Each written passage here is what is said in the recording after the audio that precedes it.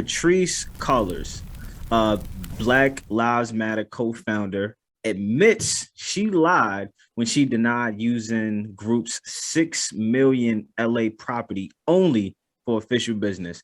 She said that she used it for two events, which was her son's birthday and the Joe Biden's inauguration.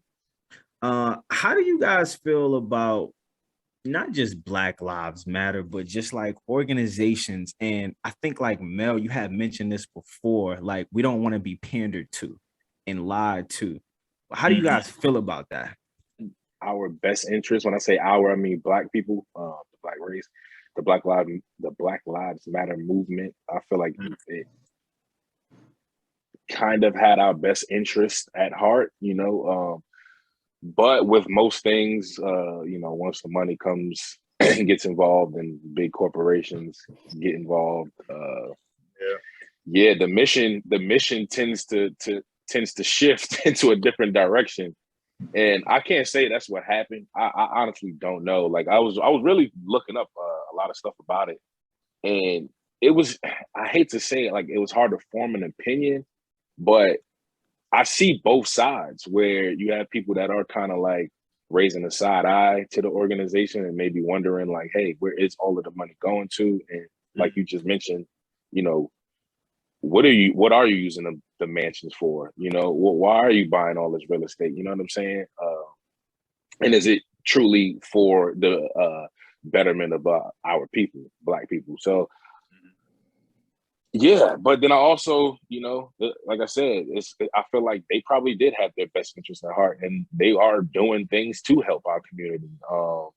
There have been things that I've seen that have proven that. So it's a tough one. It's a tough one. I don't know. I really was interested into your opinion. I hate to not have a solid one, but yeah. Yeah, I mean, the only thing I really had an issue with Black Lives Matter, like in general, was how it seemed like every time like a white officer would kill a Black man, we'll be outraged, right? But let our own people do a drive-by shooting and killing innocent people in the streets, and it's not the same energy. So then I asked myself, well, do we really feel like Black Lives Matter? Because we don't have the same energy every time as our own people doing, the same violent crimes to our own people. That was the only thing I had, issue about Black Lives Matter when it came to how it just seemed like every time a situation happened when it was a different race killing a Black person, it was outrage. Like, where's that same outrage when it's our own people? That's a fact, bro. Like, does Black Lives Matter? Like, does all Black Lives matter, or does Black Lives Matter who's gotten killed by other race matter? Right.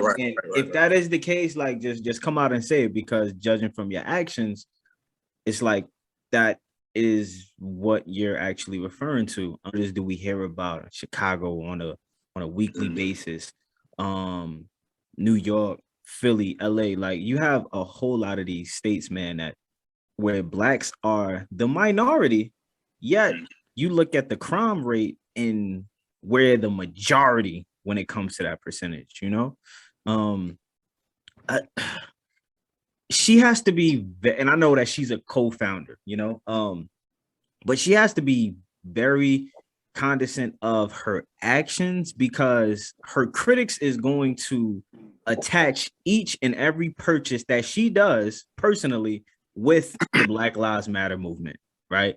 And it just appeared, again, I don't know them personally, but it just appeared that she was using the funds from the Black Lives Matter movement to both $1 million lifestyle. You're taking pictures in mansions. You got your wine glass up with your pinky out. Boats, yachts, 100,000 and $1 million cars, fancy automobiles. So artwork. So again, she just has to be very careful. And I mean, anybody who stands for being an activist, because now you have this spotlight on you. And again, you have people that's looking to see you F things up. They're looking to prove that, you know what, Mel, you don't stand for what you stand for, and I'm going to be the person to prove it. You know what I mean? So That's honestly how it is with people. I mean, look at what Dr. Martin Luther King had to go, Dr. Martin Luther King Jr. had to go through, Malcolm X had to go through. I mean, and this is kind of going off subject, but they brung up I was listening to a podcast and they brung up the fact that Dr. Martin Luther King committed adultery as him not being a great leader. And they said that this man can't be a great leader because he committed adultery. And I was just like, hold up. First of all, why are we in this man's personal life? Mhm. And for two, just because this man committed adultery on his wife does not make him a bad leader. Like, at what point in time have you been perfect in your life? Right. None. Okay, then. So why the hell are you expecting for another human being to be perfect?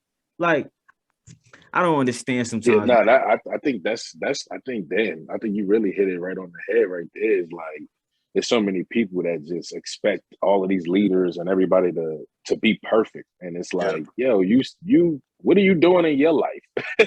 What are you doing in your life? Like, you know what I'm saying? It's easy to throw the rocks, but yeah, you know, you said it perfectly. So I honestly, I don't like that. Doesn't mean that he was a bad man because he committed adultery. You know what I mean? Like Steve Harvey.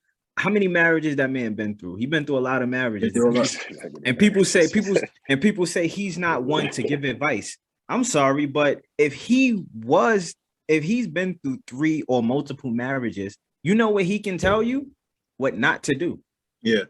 So even if we look at somebody who's deemed as to be unsuccessful, I remember one of the best advices I got was from a homeless crackhead. And you know what he told me? He was like, don't go through your life chasing women and not planning for the future, or you're gonna end up like me. Just because you're looking at somebody's social status does not mean that they can't give you sound advice. Right. You know what I mean? And I think a lot of times, man, we too judgmental, man. We too judgmental. Yeah. Bro. At the end of the day, yeah, that's what it is. Looking up her background, I'm like, it's hard for me to say anything about her because she done did way more than I have ever done for my Black community. You know what I'm saying? So it's like, yeah, maybe there is some sketchiness there at the top with the money. Maybe there is, but as far as what she's done for the community, you can't really erase that. You know? Yeah. Like the intention, and that's why, like, I'm so big on like, where did this start at? Like, like for instance, and I bring this up all the time because I never really followed him, right? But like when Colin Kaepernick, when he first started taking the knee, right? Mm-hmm. I didn't follow him at all. I didn't actually start following him until he gained traction from the kneeling, right? When he took that first knee, was that first knee for social injustice and standing up for equality and Black lives?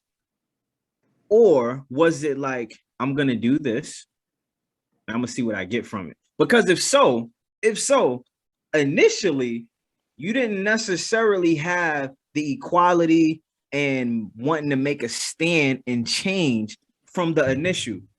Yeah. So I'm assuming that you didn't actually want to do this until you started gaining traction. It's in the news, it's in the media, and now you're on the now you are the cover. Now you are the poster child for equality and being a great man. And again, I'm not attacking him. I'm not questioning what he's doing, but I always think about the intention of the action from the very beginning. Because if your intentions is pure, you don't have nothing to worry about. But if your intentions wasn't pure and you kind of spilled over into the pureness, I got a problem with that because you didn't stand and you wasn't solidified in that from the very beginning. We need somebody fighting for us. You know what I'm saying? We definitely need somebody fighting for us. It seems like there are different races and other cultures that have organizations that kind of stand for them. And it seems like that's something we need. So, and we can do that too. Like, yeah, I don't know. Like, we can do that. For sure. We can do that, man. Like, there's people that be trying. Bro. There's people that try. It's a daily fight. I just pray that we all just, you know, we just continue to fight, man, and don't give in.